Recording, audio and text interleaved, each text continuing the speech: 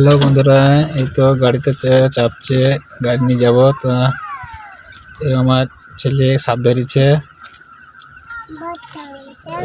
এই গাড়িতে উঠছে। এই তো কীভাবে উঠছে দেখো, এই দেখো যে সাপ ধরেছে, যে আবার এক পা ঘুরলেছ, তাই তো নিয়ে যেতে হয়েছে। এই তো গাড়িতে উঠলো, এই দেখো বসেছে, উঠেছে বসে আবার ঘুরছে, তাই এক পা দেখো ঘুরলে আসছে, নামছে, তাছাড়া নামে না।